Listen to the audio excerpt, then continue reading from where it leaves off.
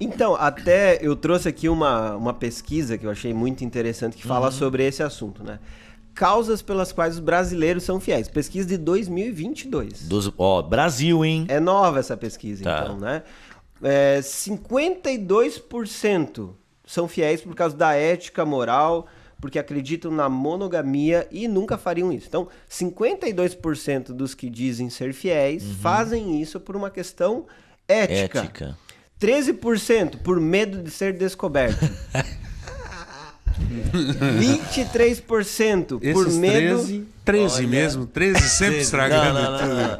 Porque o 13 sempre O que não 13 é quer uma ser desgraça. descoberto. O 13 ele nunca quer ser descoberto. Tá na pesquisa, não tem nada a ver com isso.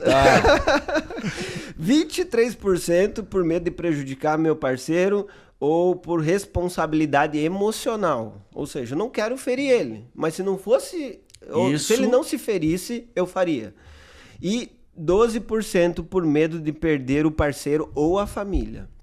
Então é um medo relacionado a perder a pessoa. E aqui entra até uma questão bem interessante sobre isso, que essa pesquisa ela relatou que 8 de cada 10 brasileiros já foi infiel à sua esposa ou o seu esposo.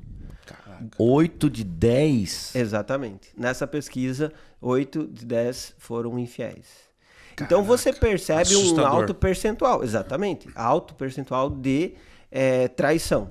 E aí até mesmo, dentro da pesquisa, eles trazem outros dados relacionados a o que é uma traição. 100% diz que realizar ato sexual é uma traição. Mas olha só, tem alguns números, aliás, que são bem interessantes sobre isso. Quando fala sobre beijar, 6% diz que não é traição. Não tem problema beijar. 6%. Beijou, tá tranquilo. Tá, de boa. Contratação de serviços de prostituição stripper, 10% diz, não é traição isso. Massa. Os caras estão perdidos, a gente não sabe, cara. E 62% diz que masturbação ou uso de brinquedos sexuais é algo natural que não é reconhecido como sendo uma infidelidade. Ou seja, você percebe que de maneira geral, os brasileiros que participaram dessa pesquisa, eles demonstram o quanto o padrão do que é ser fiel, do que é viver uma sexualidade saudável, está totalmente deturpado. Você perdeu. Não tem mais uma régua que você possa dizer bons costumes, moral. Isso está cada vez mais se degradando dentro da sociedade e é uma realidade que a Bíblia já apresenta. E é isso que nós precisamos ter consciência.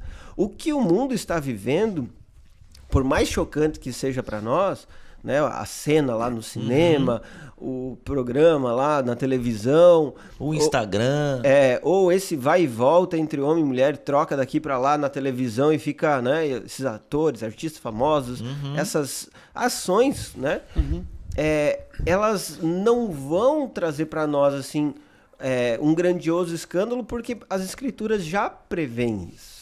Inclusive, a gente tá falando dos nossos dias, o que tá acontecendo, né? Acabou de sair na Netflix um documentário, Ashley Madison. O documentário tem um título, deixa eu lembrar aqui, Sexo, Mentiras e Escândalo. E esse documentário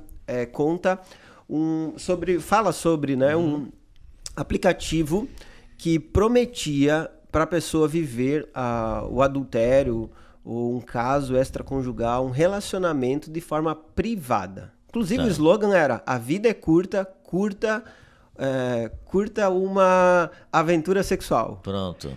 Assinado Satanás. Exatamente.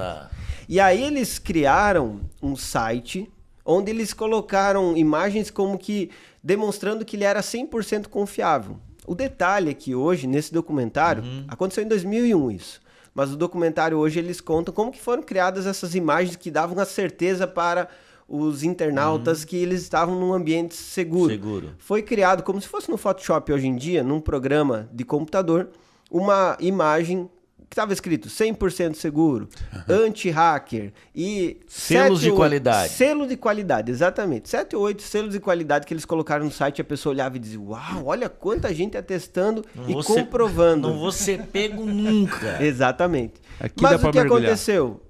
Esse site cresceu, esse aplicativo se desenvolveu, enfim, 27 milhões de usuários. Caramba. E o que aconteceu? Foi hackeado. Quando ele foi hackeado, simplesmente a empresa não quis pagar o hacker, que pediu dinheiro para não vazar os dados. E eles começaram, gota a gota, pouco a pouco, expor as pessoas. E isso foi, assim, um balde de água fria, né? Foi uma explosão. Vários programas da televisão começaram a contar essa história lá no Canadá, enfim, e demonstrar como várias famílias estavam vivendo um engano. Homens, mulheres, todos estavam tendo casos extraconjugais. Caramba. Inclusive, o dono do site, ele era um dos que, diante das câmeras, posava como sendo alguém que era fiel à sua esposa e falava sobre isso até, mesmo sendo um agenciador, digamos assim, no site. Sim. Disso ele dizia que não era, mas foi vazado os e-mails dele onde ele tinha vários casos extraconjugais. Isso só mostra o quê? O quanto o ser humano é pecador e ele tem uma capacidade de deturpar o padrão que Deus estabeleceu e se perverter nisso. Tá. Hoje em dia nós já sabemos as consequências, por exemplo, da pornografia no cérebro do ser humano. Cada vez mais isso já está claro, o quanto ele produz, a pornografia produz uma deformação. Nosso cérebro é plástico, né? Ele tem essa capacidade de se transformar de acordo com aquilo que você está alimentando ele. E a alimentação na pornografia faz com que a pessoa tenha um nível elevado de dopamina e isso faz com que ela se sinta cada vez mais dependente daquilo, como se fosse um vício. Inclusive sendo, hoje em dia, reconhecido o vício em pornografia como sendo um transtorno que a própria OMS acrescentou como sendo algo para ser tratado. Caramba, isso é sério demais. Isso é sério demais. Eu despejei aqui um monte de informações. Bom, né?